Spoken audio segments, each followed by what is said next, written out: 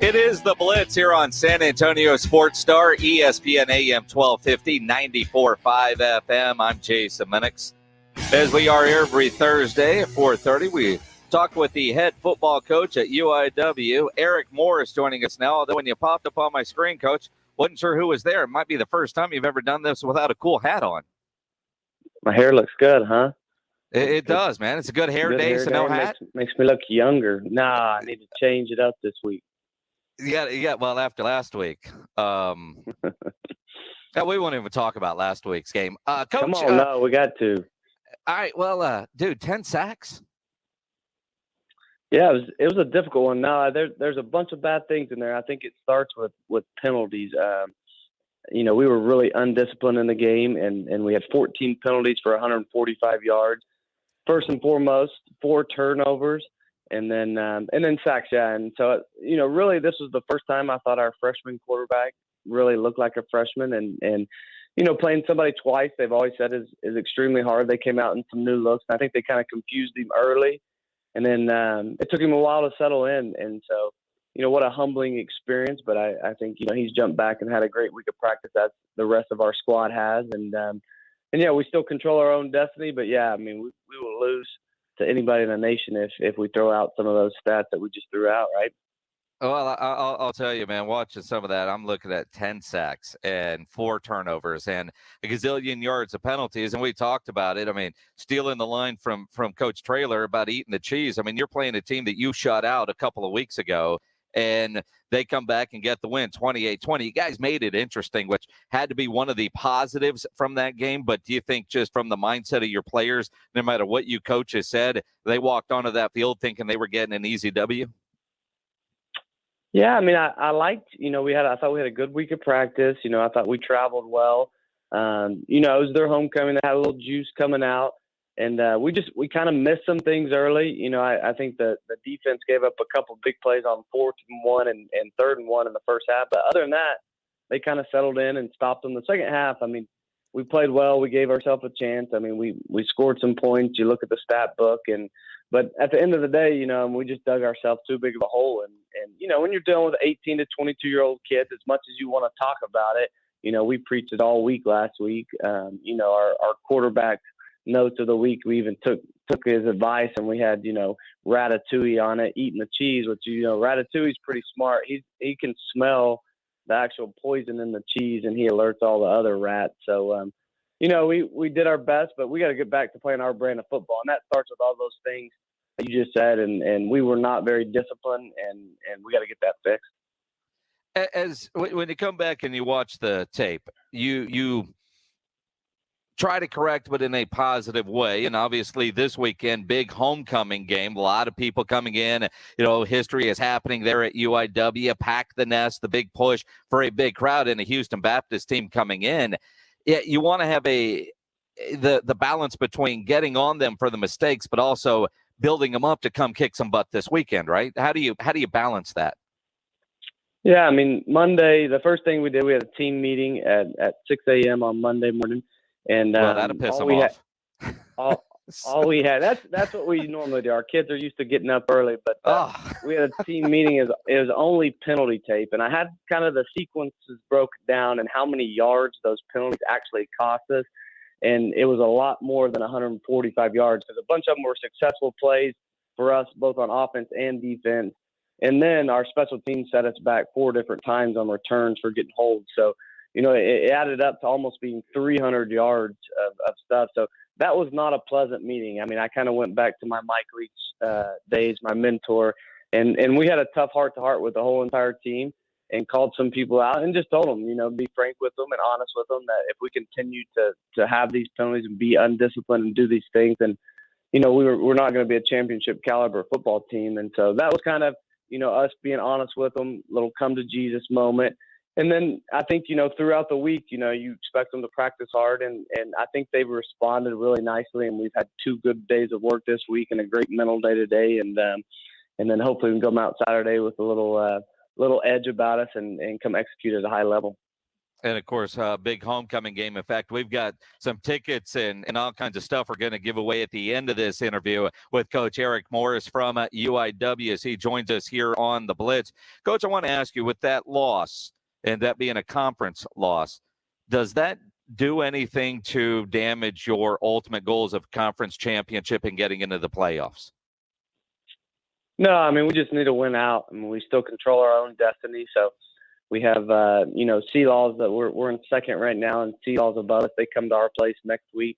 But, we see it week in, week out, and that's why I think everybody's so enamored by college football. I mean, you never know who the upset of the week's going to be. So, we got to take this thing one day at a time, one play at a time on Saturday, and be able to kind of handle our business to get there. But everything we set out for is still in front of us, but we have to be mentally tough enough to not look into the future and just to be able to. I mean, I think we have like 23 days left of football or something. And I told the kids today, I mean, if you can't focus, I mean, we got 4 games left. After this, we got 3 more Tuesday tough practices. So, you blink and this thing will be over. So we got to be able to our bodies are worn down. We're a little beat down. We're tired. Just finished midterms. We got to be mentally tough enough to lock in and finish this thing off the right way. Yeah, Coach, that's kind of depressing. 23 more days of college football. Hopefully there's playoffs and there's a lot more. Games. That's right. So, Coach, I want to ask you, before we get into Houston Baptist and everything you guys have going on, homecoming, obviously you've been great every time you've come on, kind of giving us some insights into inner workings of college football. And I really do appreciate the honesty that you give us. Now, on Monday, Matt Wells got fired as the head coach at Texas Tech. And, immediately names start thrown around, 2 from San Antonio. I've seen a couple of lists that have you as a potential candidate to replace Matt Wells there. Of course, you were a star wide receiver there on that staff for a long time. I'm not asking about your conversations, if there's any going on there, but can you take us through how it works when a coach gets let go and the search committee starts going? Is it ADs talking to agents, talking to coaches directly? How does that work? Yeah, there's definitely conversations that happen. And usually those conversations happen so much before the general public knows about it. Now, these are instances that I don't like about college football I quite frankly don't think it's fair to Coach Traylor. And I'll be honest with you, I'm not going to be the next head coach at Texas Tech, but I don't think it's breaking news. I don't think it's fair to Coach Traylor, just because he's done such a great job of creating a culture. He's got these kids to buy in. He's a genuine person. I've known him for a long time. Just love the way he operates, not only as a coach, but a human being. I think he's done a phenomenal job. But then you're thrown into a position where nothing that you've done makes you stand in front of these kids and answer some questions that might be true and might be BS, but he has nothing to do with. It's just because, Texas Tech's having a bad season. And so I think in this profession and nowadays, I think you have to be completely honest with your kids. And I think you need to get ahead of it and talk about it and tell them, the truth. And then, but today, let's be honest. I mean, there's some general, some wealth that comes along with these big jobs that can set yourself up for success for your family for generations. And so, I don't like the fact that the speculation could possibly, cause some questions or some headaches in his program, because he's done everything right. And he'll continue to do everything right. But, in this day of college football, especially smaller schools, if you do really good, your name's going to be talked about for leaving. If you do really bad, you're going to be talked about for being fired. So, and we're grown men. They pay us plenty of money to handle these things. We know what we kind of signed up for. But, I just don't think it's fair for the Roadrunner program to be having this, great success right now. And then, all the speculation to happen with them chasing a conference championship. And I look at it, Coach Morris joined it, Eric Morris from UIW. When you look at it, it's, I mean, Big 12 money versus Conference USA or American Athletic Conference money or Southland Conference money. I mean, it is just such a huge jump, but it's so much more than just the head coach's salary. When you start looking at what your staff can can get and all the different facilities. Can you take us inside on what coaches look for, not just on their own personal level, but if they're looking at a job, it's a lot more than just, yep, I'll take it here. It's the entire package, and we hear that. But what is the entire package? What all does that include? Yeah, I mean, I think just anytime you're able to step into number one, a Power 5 conference, I mean, just being able to compete for a national championship is first and foremost, and then just all the money and the resources that they put into those programs are so much more, and that starts with the academic services, and then goes on to your support staff services that you give me, and then the amount of money you're going to spend on recruiting, how nice your facilities are, and then how much money you're going to spend on food. I mean, I know that last year I was at Texas Tech football, we spent an extra $1 million on our training table, to give these guys food. Then you add the NIL thing to it, where these kids are getting paid, and there's enough money from the institution. And then just the fan support and being able to play in those different environments with 100,000 people screaming is a once in a lifetime experience. So there's so much that goes on behind the scenes at those bigger programs.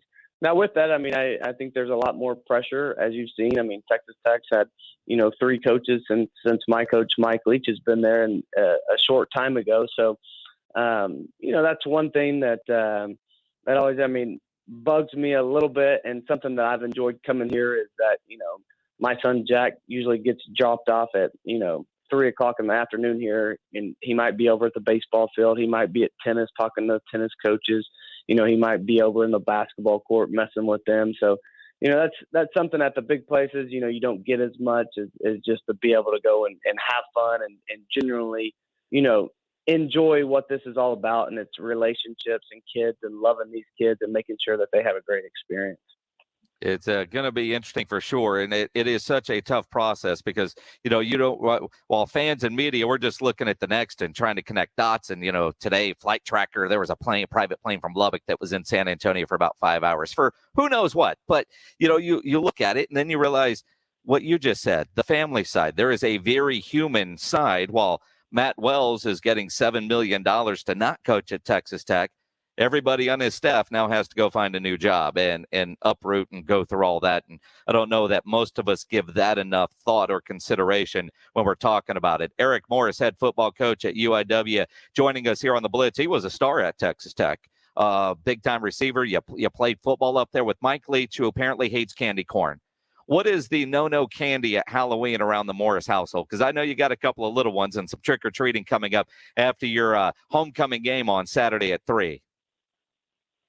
No doubt. The biggest thing for me is everybody in my family loves Twizzlers, my son and my wife, and I think that's the worst candy in the world. I mean, I think I would throw up if I took a bite right now. And so Twizzlers is a big no-no for me.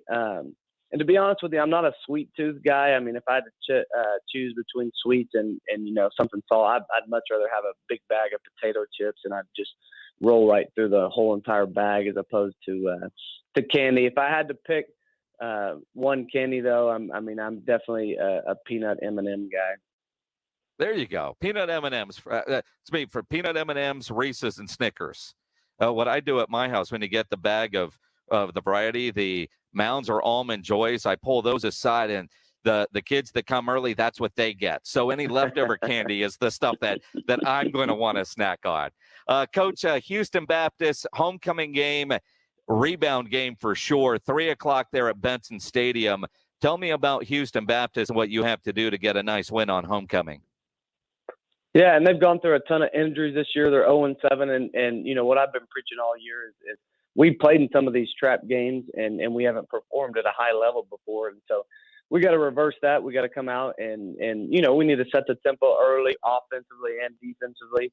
The one thing that they are really good at is special teams. They lead our league in overall special teams. So make sure that, they're not able to make a game-changing play on the special team side of things. And then, we got to get back to being physical. I thought, this was kind of our first game, I thought, where we weren't the most physical team on all 3 sides, and it was kind of apparent to me. Said it at halftime to the kids, and then said it to them after the game. And so we got to come out and first and foremost, we got to make sure that that we're the most physical team. And I think in any football game, that's kind of where everything starts and ends. And it's homecoming. So a lot of people expect to come out honoring a lot of athletes that have played there and students that have gone there. It's going to be a lot of fun this weekend. We've got a package to give away for the game this weekend. 4 tickets that includes parking, meal vouchers, and a photo on the 50-yard line. I'm not sure if you're in the photo or if it's just them in the photo, but you're having such a good hair day. If it's still going that way Saturday, maybe you'll be in the photo as well. No doubt. I'll make it a point. I make it out there to the 50, take a photo with them. And yeah, I mean, what a great weekend. I mean, UTSA's off this weekend, so for everybody to come get their football fix. Great time, 2:00 in the afternoon, come out and support the Cardinals and watch us put on a show. And I know the tailgating out there is fun. I got a message from the Forever First Cardinals. They're going to start their tailgating at 11 o'clock. And go on out there, have a good time, a lot of festivities. So we've got this package to give away. Since you wore number 12 at Texas Tech, you want to just give them the caller number 12? Yes, sir. Absolutely. 656-ESPN, 656-3776. We were thinking when we were talking, Coach, if we should go with your nickname from college or go with your jersey number for college. Do you know what my nickname was? I do. Well, just go ahead and say it aloud. There's a reason I've never said it to you. Yeah, my nickname was the Elf in college. It's a funny story. We'll say it next time. Mike Leach gave me that after a game when we're watching what we call good ball, bad ball. So we show, some good clips, some bad clips that we can learn on. And he made that nickname just like Mike Leach does in the middle of a speech on one of my good ball plays. As a guy that's 5'7", I never make fun of nicknames like that. But if you want to bring it up, I'll let you do it. Let's go caller number 12. We'll do that. Eric Morris, good luck this Saturday. Get that win, and we'll talk to you next week. Appreciate you guys as always. Absolutely. And you got the good hair day, man. Take their wife out for dinner tonight. Could definitely do that. Eric Moore, such a good dude, head football coach at UIW. Again, caller number 12, you're getting 4 tickets to the game. You're getting the parking pass. You're getting free food out there and a photo on the 50-yard line. Caller number 12, though, that package is for you. If you want to go out to the game, as he said, UTSA is off. Go support local. They're playing great football down there, and Cam Ward is worth the price of admission. And Kevin Brown, all their players, they play good football. Get your tickets, uiwcardinals.com/tickets, or call 210-805-3000. 210-805-3000 is the phone number.